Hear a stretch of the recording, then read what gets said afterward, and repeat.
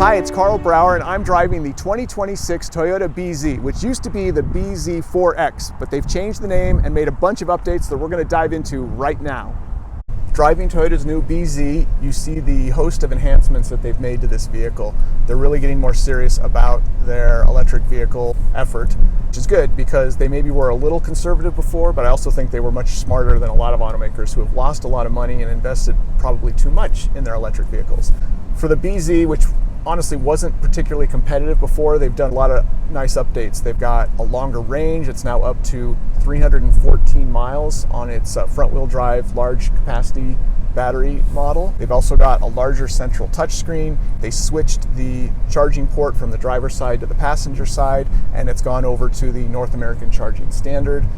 So it will work on all of the Tesla network and hopefully more outside Tesla chargers as they all switch over.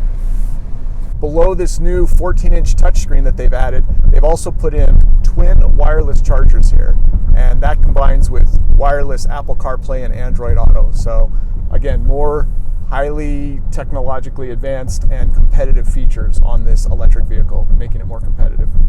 Toyota has also upped the performance on this vehicle. They've put in a more powerful electric motor both on the front and all-wheel drive model.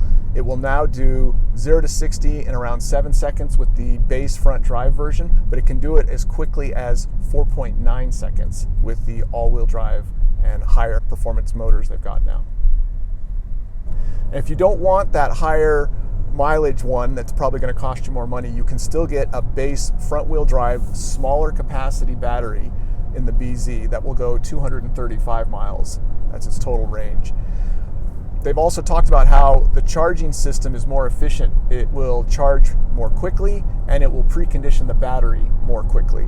So they've just kind of gone through and refined everything about this vehicle.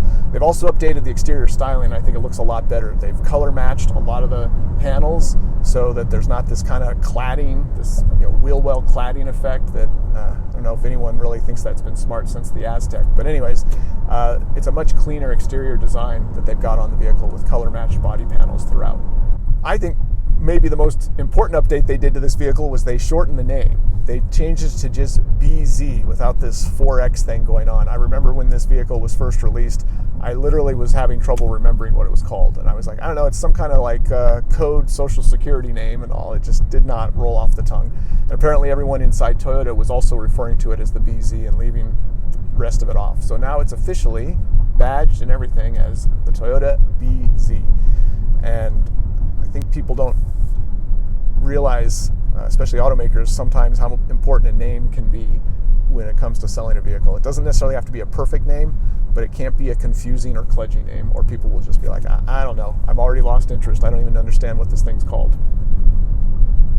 Right now we're driving a limited all-wheel drive version of the BZ, and that means it's got 338 horsepower and it can go 278 miles on a full charge. One of the cool things they've added to all the BZs are these paddle shifters on the steering wheel. This lets you control the level of braking like it does on so many other vehicles, but that didn't exist on this one. They didn't have these paddles until just this year. That's a good upgrade. It still doesn't have one pedal driving, so if you're expecting it to bring you to a complete stop, it won't. But you do have everything from pure coasting to pretty aggressive braking using the paddles. After driving the BZ, it's clear that Toyota is serious about making their electric vehicles more appealing and more competitive, and that's good. But they're also not over-investing yet in EVs, and that's better. They should stick with hybrids, and that's what they're doing for the most part, and that's where the near-term future lies.